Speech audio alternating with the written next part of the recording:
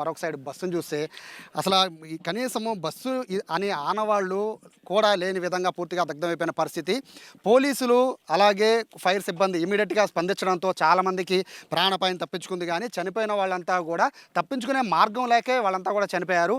కానీ వాళ్ళు కరెక్ట్గా తెలుసుంటే కనుక అంటే గుద్దిన వేగంతో ఇమ్మీడియట్గా ఆ ట్యాంకర్ నుంచి ఏదైతే ఈ డీజిల్ ట్యాంకర్ ఉందో టిప్పర్కి ఆ ట్యాంకర్ నుంచి వచ్చిన మంటలు ఒక్కసారిగా బస్సుకి ఫ్రంట్ అంటుకున్నాయి.